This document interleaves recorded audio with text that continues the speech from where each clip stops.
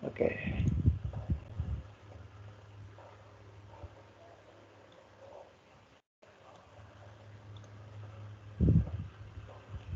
Oke.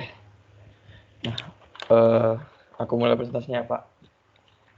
Berkaitan dengan alignment di sini saya memilih jurnal atau artikel dari Thomson dan James yang berjudul Critical Success Factor in the Alignment of Information System Plans with Business Plans. Nah, jadi penelitian ini, jadi penelitian ini tuh hadir untuk melihat bagaimana merencanakan suatu sistem informasi agar sistem informasi yang direncanakan itu, yang dibuat itu sesuai dengan rencana bisnis yang direncanakan. Nah, jadi pada penelitian ini tuh bertujuan untuk apa? Pada penelitian itu bertujuan untuk mengetahui apa-apa saja faktor-faktor yang mempengaruhi penyelarasan atau penyesuaian. Dalam kasus ini ya berarti penyesuaian perencanaan sistem informasi dengan perencanaan bisnis.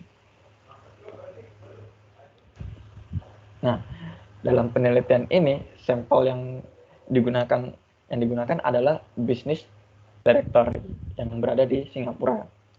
Nah, untuk prosedur penelitiannya itu peneliti melalui surat pengantar itu dia memberikan salinan kuesioner kepada senior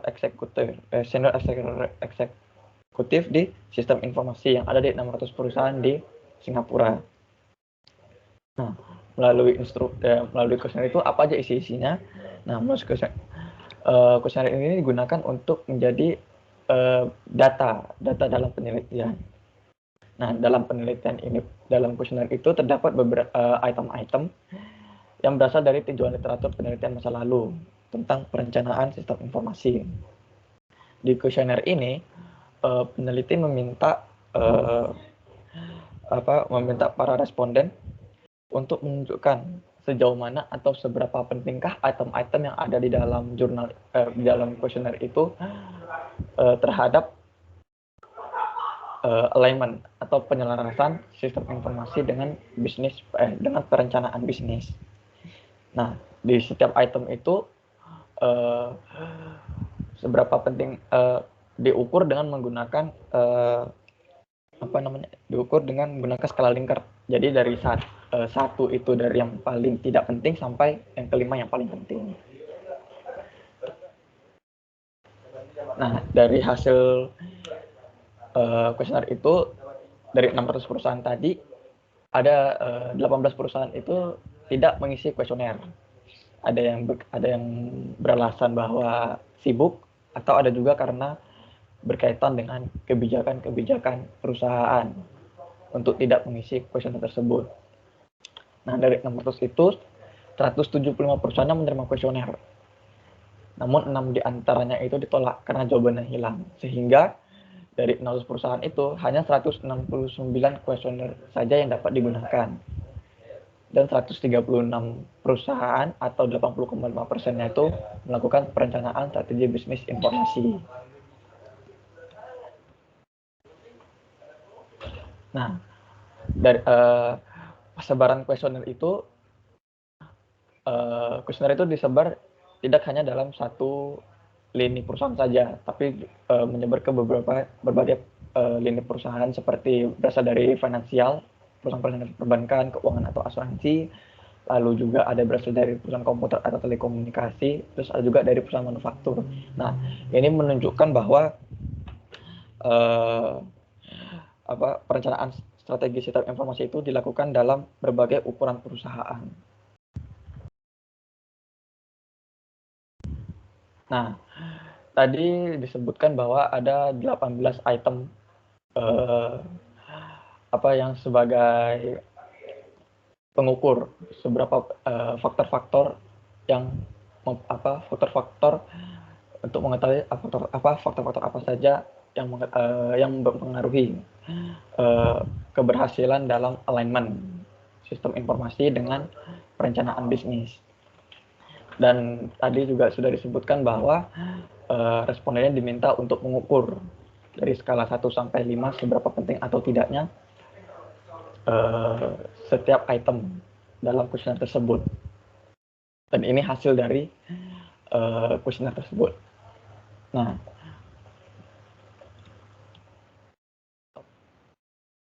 dari hasil kuesioner tersebut dapat dilihat bahwa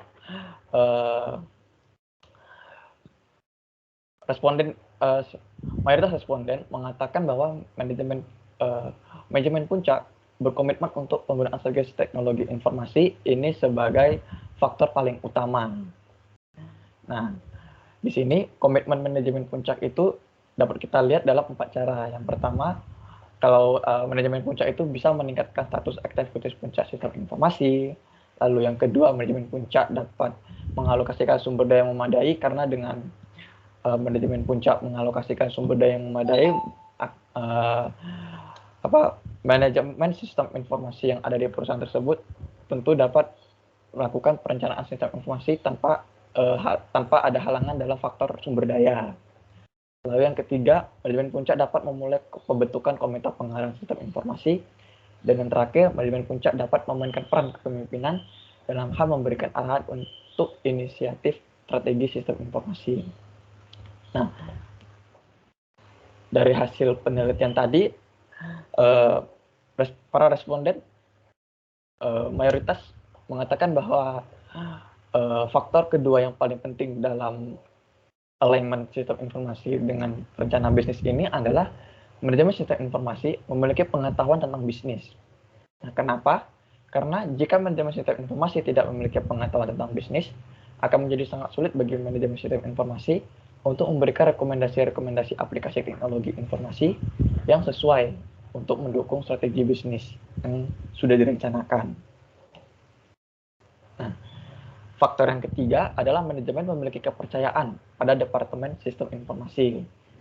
Kenapa? Karena tanpa adanya kepercayaan akan sangat sulit bagi manajemen puncak untuk mengalokasikan sumber daya yang tepat untuk perencanaan dan pengembangan aplikasi teknologi informasi strategis.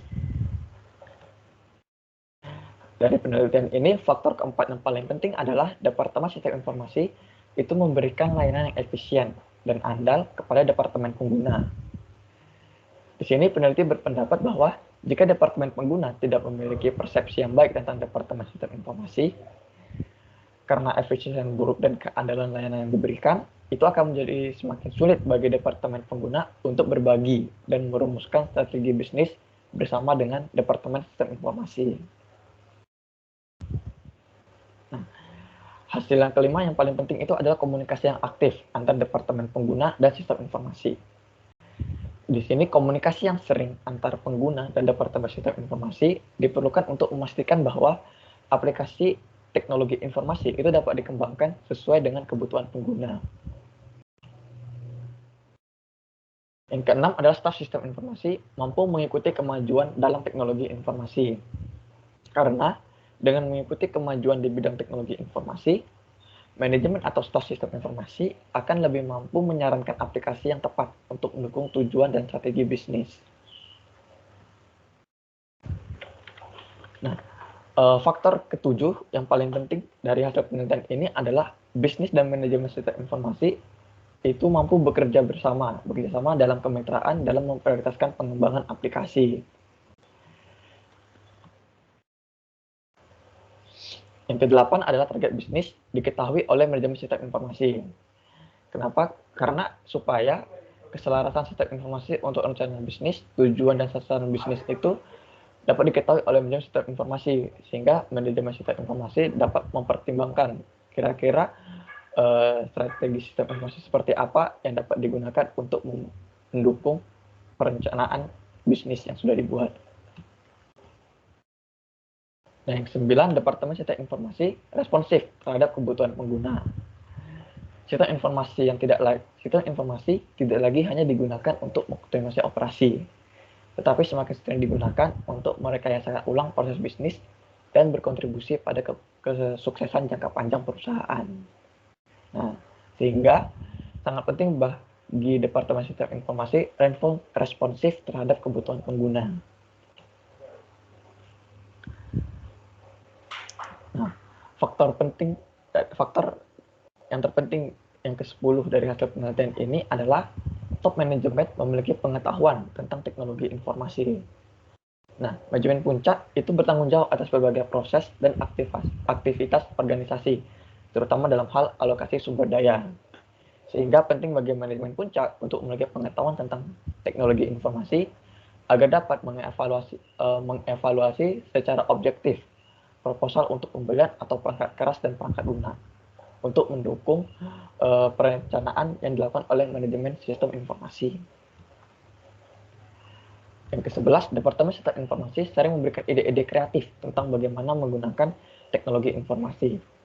Nah, dengan demikian, perkembangan teknologi informasi, manajemen sistem informasi akan lebih mampu menghasilkan ide-ide kreatif dalam menggunakan IT secara strategis. Dan yang terakhir adalah rencana bisnis perusahaan dibuat tersedia untuk manajemen sistem informasi. Penting bagi rencana ini untuk dikomunikasikan dan tersedia untuk manajemen sistem informasi agar aplikasi teknologi informasi yang sesuai dapat dikembangkan dan diimplementasikan untuk mendukung tujuan dan sasaran bisnis. Nah, sebagai artikel pembanding, saya menggunakan artikel atau jurnal dari Sentra Zamrud. Dari siapa namanya? Aduh, lupa lagi. Nah, ya pokoknya judulnya adalah Mutual Understanding Determining for Effective Communication in Business and IT Strategy Alignment Planning.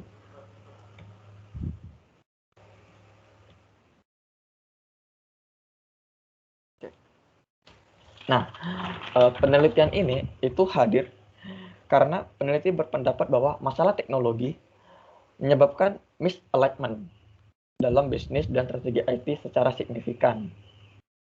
Nah, salah satu masalah itu adalah ketidakefektifan komunikasi antara bisnis dan orang-orang di manajemen sistem informasi.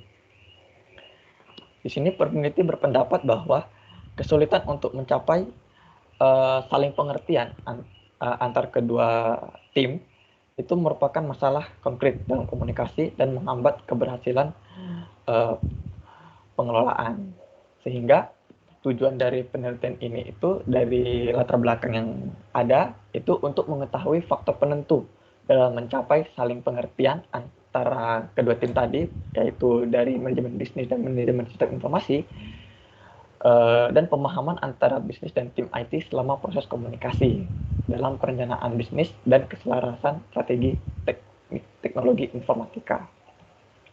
Nah, pada penelitian ini metodologi digunakan berkaitan dengan studi literatur, di mana pada penelitian ini ada 43 artikel yang dievaluasi dan dianalisis, di mana artikel-artikel itu dipilih yang relevan dengan 4 ruang lingkup. Di sini peneliti membagi menjadi 4 ruang lingkup, yaitu keselarasan strategi bisnis, teknik informatika, dimensi sosial, komunikasi yang efektif, dan saling pengertian berkaitan dengan sosial. Nah, dari evaluasi dan analisa tadi diperoleh hasil di mana ada 4 faktor penentu komunikasi yang efektif. Yang pertama adalah bahasa dan model mental. Jadi di sini contohnya itu seperti misalkan IT memberikan informasi kepada manajemen bisnis, namun bahasa yang digunakan itu terlalu teknis sehingga manajemen bisnis itu menjadi sangat sulit untuk memahami apa yang dibicarakan oleh manajemen sistem informasi. Nah, yang kedua itu lingkungan kepercayaan. Jadi peneliti berpendapat bahwa lingkungan kepercayaan itu harus ada di dalam komunikasi antara kedua belah pihak ini, yaitu manajemen sistem informasi dengan manajemen bisnis. Dan ketiga, berbagai pemahaman bisnis dan IT. Jadi di sini artinya manajemen bisnis itu dapat memahami apa yang dibuat oleh manajemen sistem informasi, namun manajemen sistem informasi juga dapat memahami apa sebenarnya yang dibutuhkan oleh manajemen bisnis, sehingga tidak ada terjadinya miskomunikasi antara kedua belah pihak itu. Lalu pengelolaan hubungan yang baik. Nah, dari kedua artikel ini,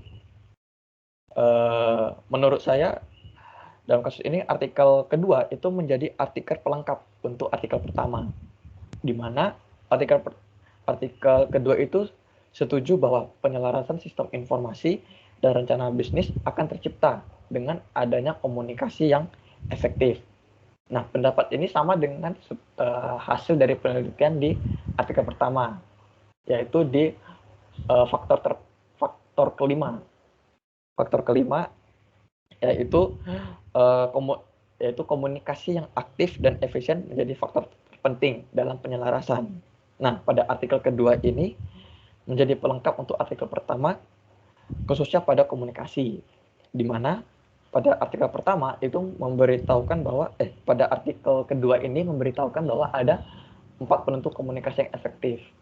Jadi yang pertama itu bahasa, lingkungan kepercayaan, pemahaman bisnis IT, dan pengelolaan hubungan. Sekian dari presentasi saya, Pak. Terima kasih. Terima kasih, Anam. Kamu sehat? Kok sepertinya terengah-engah gitu? Ya, Pak. Agak meriang dikit, Pak. Oke. Ada gejala. Ada gejala lain nggak? Kalau ada, nggak ada sih, Pak. Sebaiknya tadi periksa. Makan juga aman-aman. Kamu udah vaksin belum? Udah, Pak. Udah vaksin ketiga juga, Pak.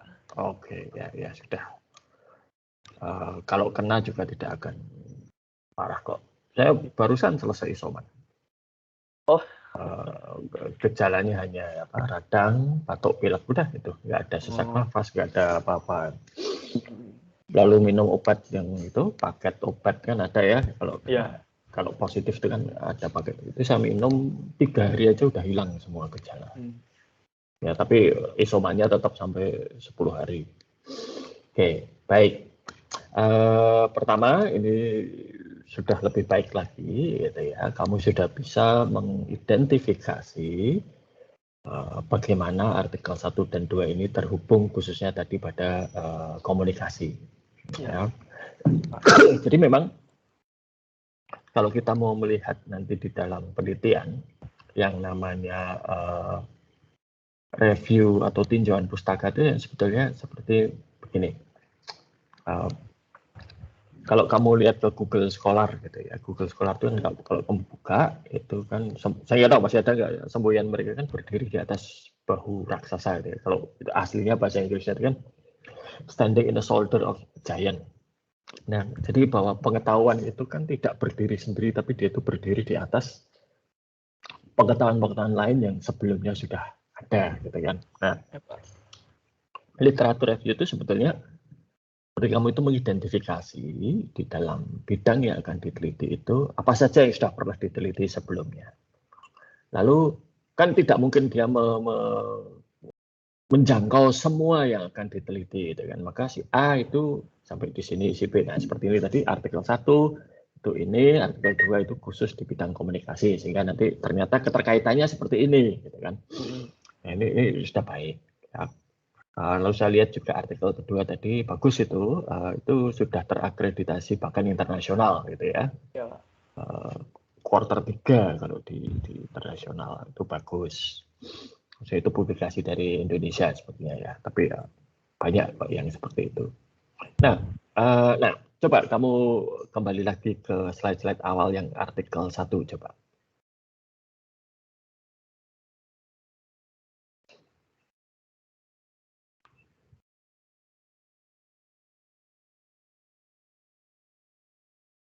Tadi ada tabelnya tadi lah. Nah, ini baik. Oke, jadi kamu lihat ini kalau tidak salah dari jurnalnya MAS Quarterly ya. Oke, itu kan salah satu jurnal yang paling top di bidang sistem informasi ya. Nah, kamu lihat metodologi yang digunakan di sini apa? Survei kan? Iya, Pak. Iya. surveinya lo ngolahnya dengan cara apa, Anom? Kalau kamu lihat, alat statistiknya apa? Alat statistiknya. Ya kan ini toh, min, Rata-rata. min, ya kan, min kan, rata-rata kan. Rata-rata. Ini artikel ini sengaja saya ambil ya, selain karena topiknya memang pas, tapi juga saya itu ingin menunjukkan kepada mahasiswa bahwa alat itu mengikuti permasalahan penelitian. Kamu lihat, ini alatnya hanya rata-rata. Survei saja tanya ya, suruh meranking mana yang paling penting gitu kan. Lalu di rata-rata. Ya toh? Oke. Ya hanya itu. Wah, itu dari kamu dari SD aja udah bisa membuat rata-rata loh. Ya. Ya enggak? Nah, tapi ternyata dengan hanya alat statistik rata-rata saja, bahkan tidak ada regresi, nggak ada korelasi, nggak ada apapun, artikel ini bisa masuk dan dipublikasikan ke MAS Quarterly. Artinya apa? Yang penting itu bukan alat statistiknya, tapi permasalahannya apa yang akan diangkat. Itu yang penting.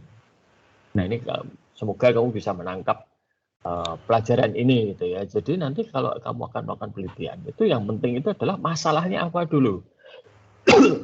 Ya, dan mengapa itu penting untuk diangkat ya. Itu jauh lebih vital gitu ya, jauh lebih kritis, jauh lebih penting daripada wah nanti mau pakai alat analisa. Alat analisa itu mengikuti, bahkan rata-rata saja bisa masuk ke sini. Nah, yang kedua, artikel kedua, ini kan artikel kedua itu nanti jual pustaka juga ya, sama seperti yang lalu, yang minggu lalu yang kamu sampaikan itu, ya enggak? Ya Pak. Nah, bisa tahu bedanya kan? Kelihatan bedanya ya. Kalau minggu lalu kan hanya 5 artikel dan itu pun tidak jelas dari mana. Kalau yang minggu ini kan, nah, saya cek lagi tadi mana. Kalau yang minggu ini tuh dia melihat, gitu kan. Kamu tadi sudah mengatakan 43 artikel, gitu kan. Berarti kan cukup banyak itu 43 artikel ya. Dan itu tidak mudah itu. Saya dulu itu 1 bulan maksimal hanya bisa 12 artikel itu untuk direview ya. Nah, ini dia di sini sudah bisa 43. Ya. Jadi ini, dan dia bisa mengidentifikasi bahwa temuan komunikasi tadi itu bagus sekali itu. Ya. Oke, jadi saya harap ini bisa pelajaran yang bisa kamu petik bahwa penelitian itu tidak perlu terlalu rumit. Maksud saya alatnya juga sederhana, pun bisa hanya rata-rata atau tadi hanya bukan hanya sih, review literatur pun bisa gitu ya. Tetapi tentunya kemudian harus dilandasi oleh permasalahan penelitian yang kuat. Oke.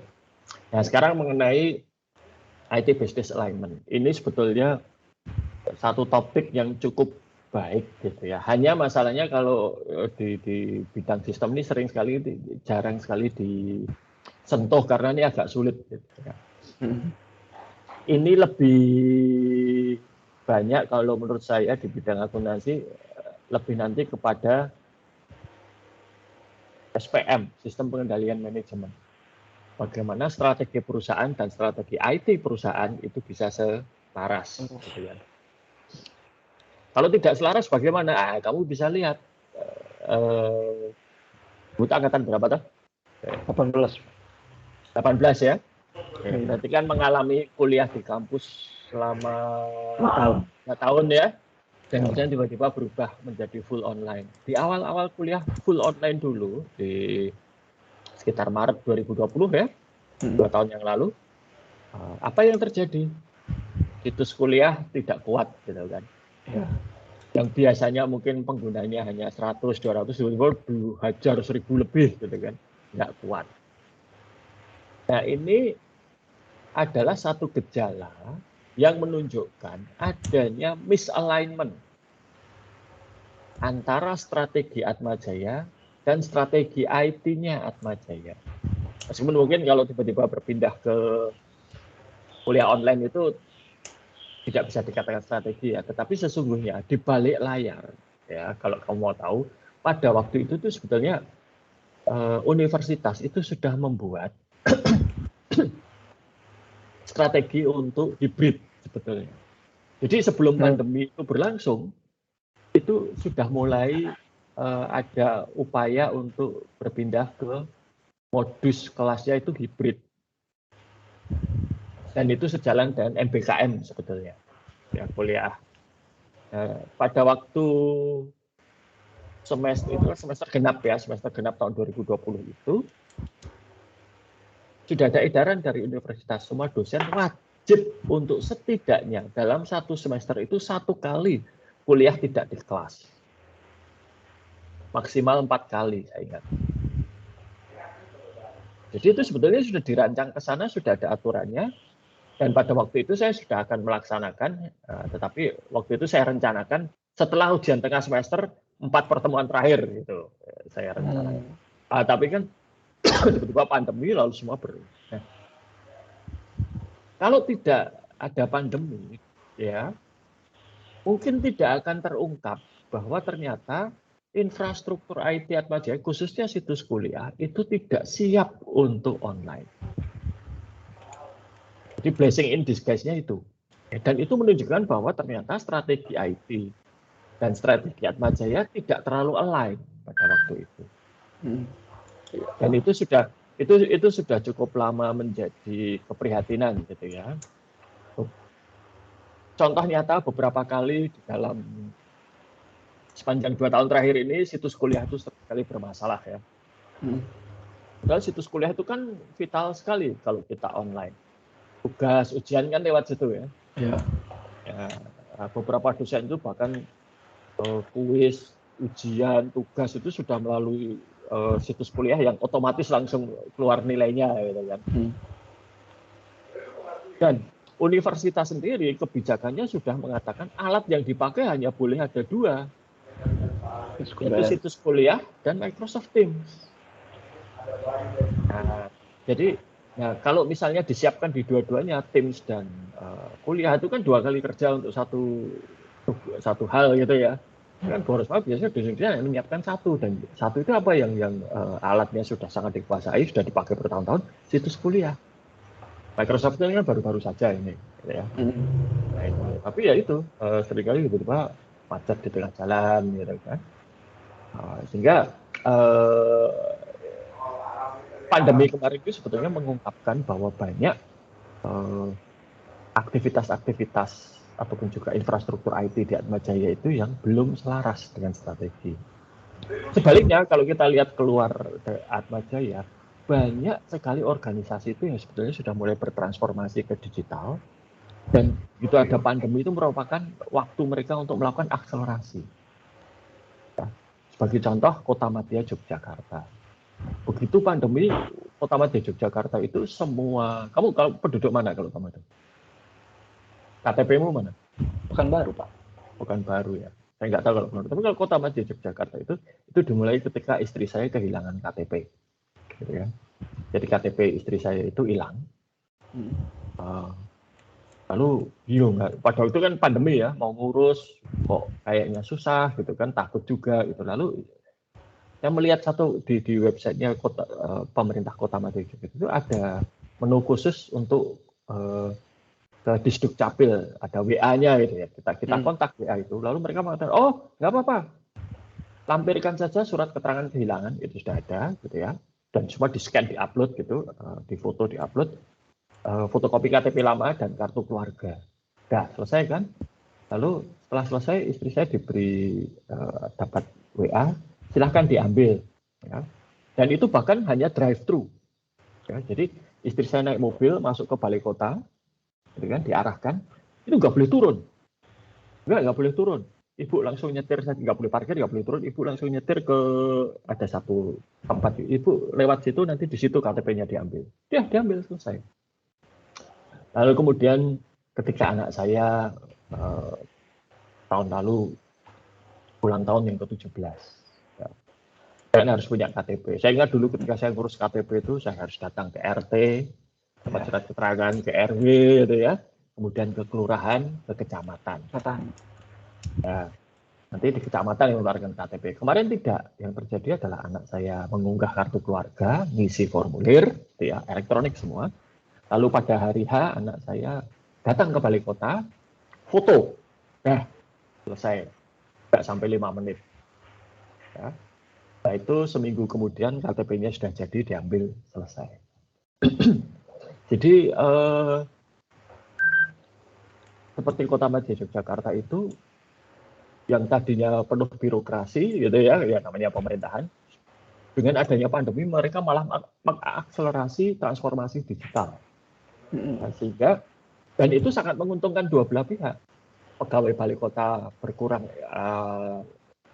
berinteraksi dengan publik ya, meskipun tidak mengurangi layanan. Masyarakat juga demikian, dan itu bisa menekan angka penularan, ya kan? Nah, ini yang kalau boleh dikatakan dalam prakteknya keselarasan itu seperti itu. Oke, ini sudah baik ya, saya sudah melihat kebetulan sekali kamu pilih jurnal ini, jurnal yang kamu kedua pilih juga baik.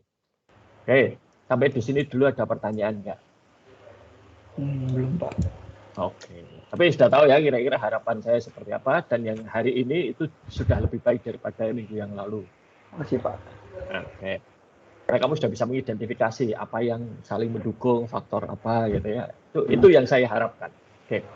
Nah, untuk minggu depan itu produktivitas ya, IT productivity. Oke. Nah, ini sebetulnya juga sangat-sangat akuntansi kalau boleh dibilang ya. Produktivitas itu kan perbandingan antara input dan output ya. Ya. Ya. Dan ini juga saya kira di akuntansi manajerial banyak ya kan, kalau beli mesin ini layak atau tidak gitu kan. Nah, ini investasi IT gitu kan. Itu produktif atau tidak dan sebagainya. Ini ada beberapa skripsi yang saya tahu itu sudah menggunakan itu sebagai objek penelitiannya. Ya, nah, nanti bisa dilihat. Oke, gitu, Anam? Oke, Pak. Ada yang ingin disampaikan atau ada yang perlu diklarifikasi? Ada, Pak. Cukup. Oke, ya sudah, jaga kesehatan ya. Sampai Ya, jumpa Pak. minggu Baik. depan. Siap, Pak. Terima kasih, Pak. Selamat siang. Selamat siang.